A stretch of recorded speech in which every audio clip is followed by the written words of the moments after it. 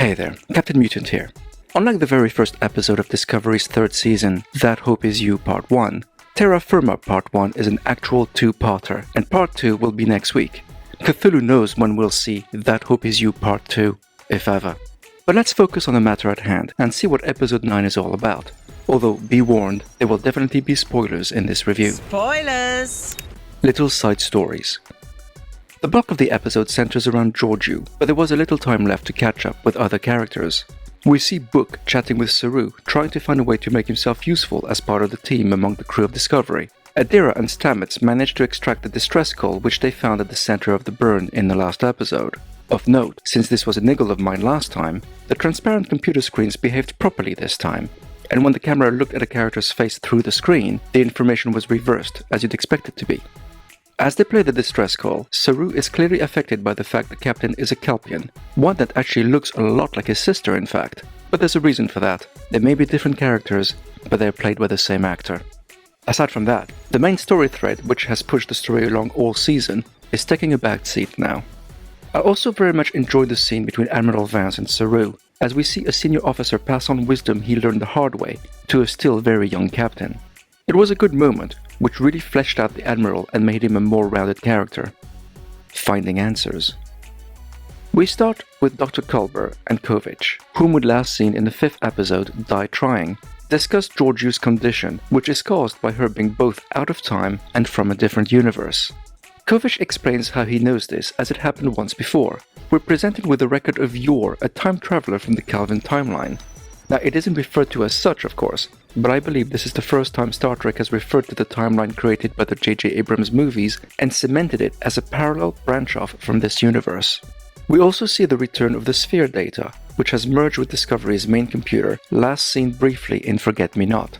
This time, she provides a potential solution to Georgiou's predicament. A long walk. The rest of the time is devoted to Georgiou, and sadly, that's when things got pretty confusing for me.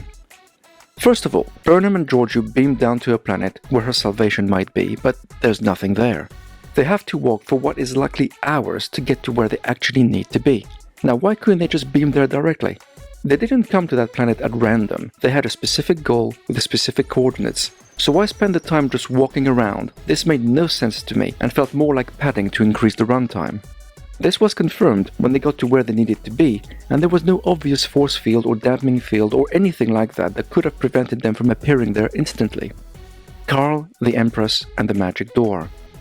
And so we meet Carl on a bench in the countryside by some kind of door. The setting in the snow totally reinforced the feeling that we were in the scene from Narnia. The fact Carl appeared to be wearing clothes from the 1930s or 40s reinforced that feeling. Who is Carl? Why is he here? Where does he come from? Why is he human? All these questions and more are not answered.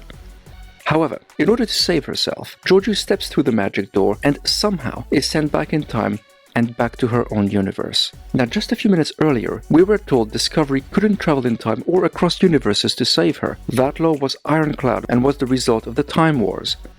Except, you now somehow can, thanks to a mysterious magic door. Don't you just love it when an episode puts up a wall preventing our heroes from an easy solution, only to remove that wall just a handful of scenes later? But maybe Georgiou didn't actually go back. Reality or illusion? It's not clear at all whether this is an illusion or if Georgiou actually traveled back. For one thing, even though her attire has changed, she still has a monitoring bracelet Colbert gave her. How can that be if she actually did travel back? Although she retains all her memories and experiences, she now finds herself moments before she crushed Lorca's rebellion and killed the mirror version of Burnham. All these events took place prior to Season 1 of Discovery. It's always fun to see the mirror universe, and all the actors have a blast playing different versions of their characters. But should we get invested in this story? It's really hard to tell. The lack of any kind of confirmation if this is a dream or reality actually makes it impossible to get invested.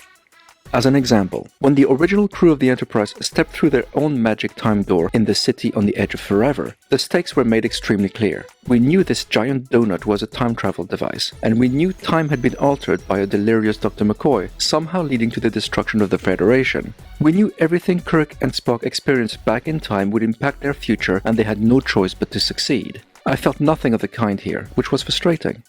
Character evolution. What was good to see, though, was how Georgiou had evolved and changed since she stepped into the Prime universe. How she actually softened and cared, traits which are weaknesses now that she may be back in her own universe. She's attempting to change her fate and her future. Will it work? Will she succeed? Is it all just a dream? Will she return to the Prime universe? We won't know until the conclusion next time, or if she wakes up, finds Bobby in the shower, and realizes it was all just a dream. Final verdict. The production values are great, but there are too many question marks around how the events happened to actually care. All I could think was, is this real? Is this actually happening? And if you keep questioning the very premise of a story, then it has failed, leading to one of the weakest cliffhangers in Star Trek history. I give Terra Firma Part 1 1.5 tentacles. It's been my experience that when a two-parter fails, it's due to the second part being unable to keep the promises of the first. I'm sincerely hoping this time will be the opposite. That's all I have for today. Let me know what you think in the comments, and I'll speak to you next time.